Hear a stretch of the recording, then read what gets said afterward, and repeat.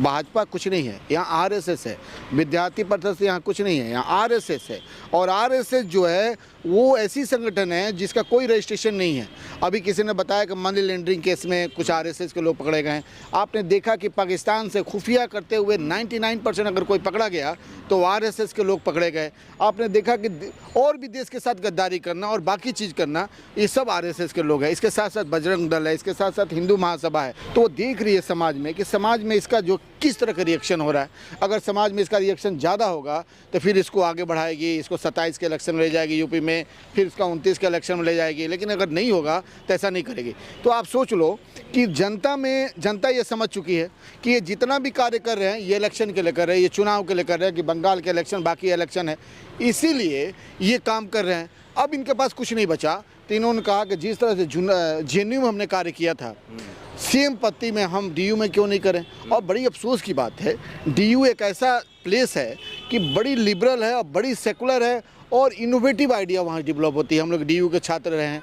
उसके साथ साथ वहाँ पे जो एक ग्लैमर्स की लाइफ है ज़िंदगी में, वहाँ पे धर्म जाति संप्रदाय से कोई मतलब आपको नहीं है। ग्लैमर्स की लाइफ है, लोग अपने खाने पकाने उसमें एक नई सोच की तरह अपने आप को जिंदा रहते हैं वहाँ पे, और मॉडर्न एकदम है। लेकिन वहाँ पे जाके इस तरह की अगर बातें करते हैं, इस तरह की एक्टिविटी करते हैं और उसके बाद से इस तरह का नारा देते हैं तो आप सोच सको कि ये देश में कहाँ लेके जाना चाहते हैं। इसके पहले इन्होंने बीएचयू में किया, बीएचयू में तोड़फोड़ किया, वहाँ पे दंगा फसाद हुआ, एक लड़का उसमें उसकी मृत्यु भी हो गई। तो उसके बाद से ये डीयू में लेके आए, यानी डीयू में लेके आना यानी पूरा हिंदुस्तान में फैलाना, यानी कि वो बनारस में लेके जाना, पूरा हिंदुस्तान में फैलाना।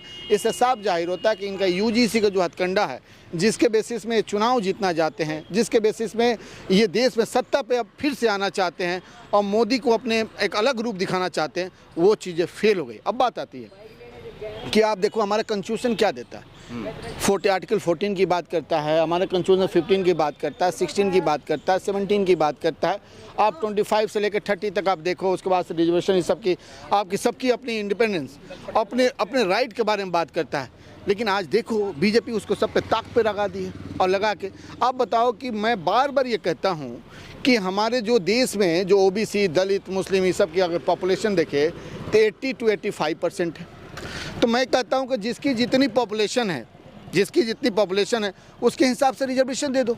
लेकिन आप अगर रिजर्वेशन उस तरह नहीं देते हो, 49% पे कैप लगा दियो, मैं मानता हूं कि एक सबसे बड़ा मनगढ़ंत है कि 45-9% पे कैप लगा देना और कहना कि भाई इसमें सबका रिजर्वेशन है, बाकी 50% जो है उनको दे देना, जो पहले से पढ़े लिखे हैं, जो पहले से सामाजिक मजबूत हैं, जिनकी ताना बना सब आती है। क्यों देना भाई उनको? हमको जितना उतना रिजर्वेशन। अब बताओ कि 49% कैप को भी फुलफिल नहीं हो पाती, 49% उसको भी फुलफिल नहीं हो पाता है। उसके बाद से तुमने यूजीसी ला दिया। क्या यूजीसी ला के तुम वो 49% को फुलफिल, क्या उससे ज़्यादा देने जा रहे हो? उससे ज़्यादा रिजर्वेशन देने जा रहे हो आप? ऐसा है कि ओबीसी कंडीशन में ये है कि अगर 2 साल तक अगर वो रिजर्वेशन पर निकलता है और निकलने के बाद से अगर फुलफिल नहीं हो पाता है तो उस कंडीशन में उसको फिर से निकाले जाते हैं, उसको जनरल को वहाँ फिल कर दिया जाता है। तो आप ही बताओ, और वो जानबूझकर किया जाता है। तो मैं जितने भी देश के यूनिवर्सिटी, मैं एक जा रहा हूँ इस पे PIL में फाइल करने जा रहा हूँ कि जो ओबीसी का लेके और बाकी ये जो चल रहा है, शगुफा चल रहा है, ये इस पे हम बहुत अच्छे से निकालूंगा कि 5 से 7 यूनिवर्सिटी जो सेंट्रल यूनिवर्सिटी है उसमें मैं निकालने वाला हूँ कि उसमें जो कितना जो है कब वैकेंसी निकली, कितना रिजर्वेशन रहा और कितने आपने उसमें सिलेक्शन किस किस जाति के लोगों को किया, उससे पूरे देश में ऐसा जो है पता चल जाएगा। लेकिन बात ये आती है कि हमारा बीच में सुप्रीम कोर्ट है जो देश का सबसे बड़ा मंदिर है। मुझे इस बात की डर है कि क्या वो मंदिर जो हमारी बातों को सुन पाएगी। हो सकता है हमारे ऊपर कॉस्ट लगा दे 5 लाख 10 लाख का, फिर हम कहाँ जाएंगे। हो सकता है हमारे ऊपर कोई और कानून ला दे। अब बताइए कि आप जो है इसको लेके आते हैं, रिजर्वेशन की बात आती है, यहाँ पे दलित समाज से लेकर ओबीसी समाज, बाकी समाज चिल्ला रही है भाई, खुश है कि भाई मोदी जी ने एक शगुफा ला दिया, उनको समझ में नहीं आ रहा।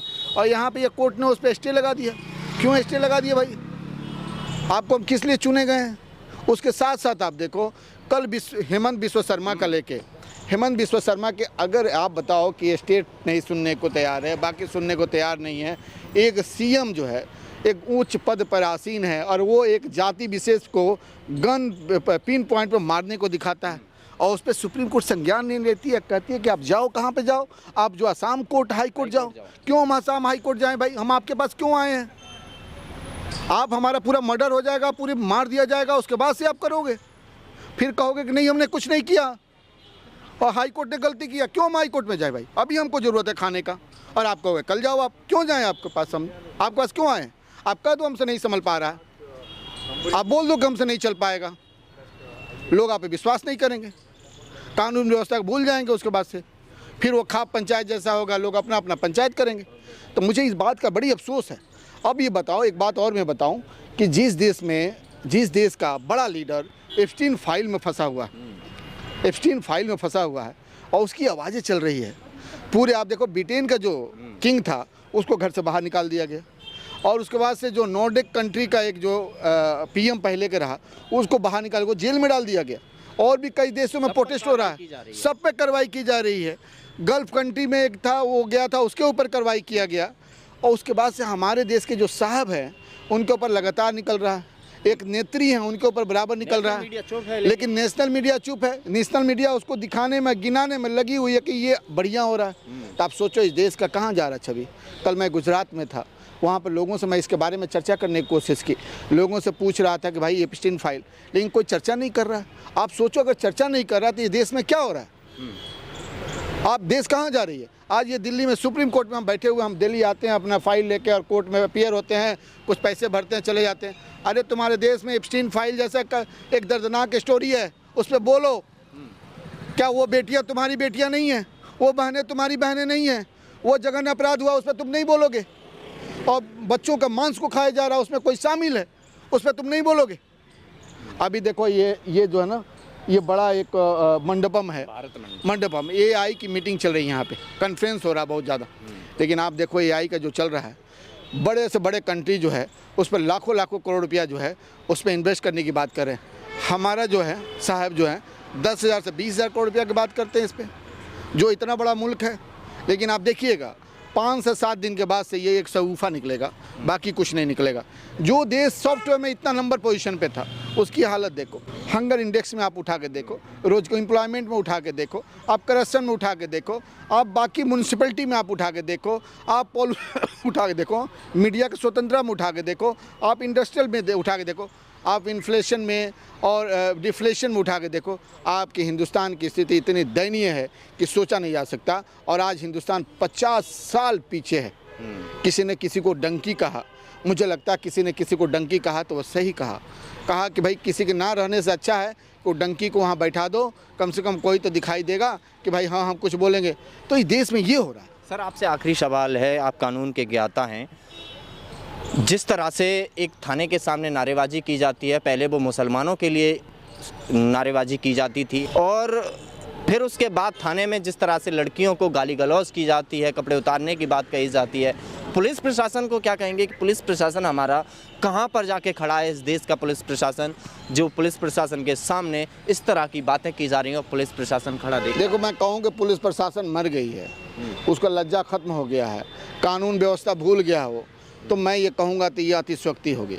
लेकिन बात आती है कभी अमुक्तेश्वरानंद को आप जान रहे हो, जो हमारा आचार्य 4 धामों में से एक धाम के मालिक है, जो हिंदुस्तान को समझो कि एक चलाने वाले, डायरेक्शन देने वाले, उनके ऊपर ऐसी कार्रवाई हो जाती है, उनको पॉस्को में फंसाने की बात की जा रही है। और एक साहब जो 40 जो चूहा खा के वो बिल्ली गई हज करने, वो वैसे बैठे हुए हैं, जो 40 चूहा खा लिया फिर भी वो मंत्री बना बैठा है, और जो कुछ नहीं वो उसको पॉस्को में फंसाया जा रहा है।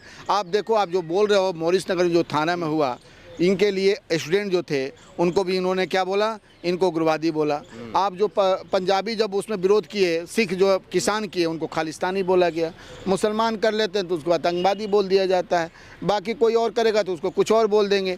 तो इनके लिए ना हिंदू है, ना मुस्लिम है, ना सिख है, ना ईसाई है, इनके लिए जो एक एलिट फैमिली तैयार कर रहे हैं, उसी एलिट फैमिली इनके लिए सब कुछ है, वही सत्ता में बैठाएगी और ये सत्ता में बने रहेंगे और सब आपस में मिलजुल के खाएंगे। हिंदुस्तान में मेरा मानना है कि जिस दिन मोदी जी आए थे, मैंने कह दिया कि रसिया का दूसरा रूप आ गया, पुतिन का दूसरा एक ट्रू कॉपी आ गया, ट्रू कॉपी, और ये उसी तरह सत्ता यहाँ पे होगा, सेम इसी तरह चलाने की यहाँ कोशिश की जा रही है। लेकिन हमारा देश जो है एक लोकतंत्र तांत्रिक देश है, यह ऋषि मुनियों का देश है, यह भगवान राम का देश है, यह कृष्ण का देश है, ख्वाजा माइनुद्दीन चिश्ती का देश है, यह रविदास की देश है और यह गुरु नानक की देश है। इस देश में हमेशा लोकतंत्र रहा है और हमेशा लोकतंत्र रहेगा। जब अशोका ने भी नरसंहार किया था कलिंगा का, उसके बाद से लोकतंत्र का बहाल किया था, तो इस देश में भी ये ज़्यादा दिन तक संहार और नरसंहार नहीं रहेगा। यह लोकतंत्र था, लोकतंत्र है और हमेशा रहेगा, और इसके लिए हम लोग हमेशा लड़ते रहेंगे। और हम देखते हैं कि कब तक ये बचते हैं। एप्स्टीन फाइल खुल के रहेगा और इस पर जनता बाहर निकलेगी और इनकी जो है इनको पकड़ेगी और इनको दौड़ाएगी और झोला लेके ये भागेगी।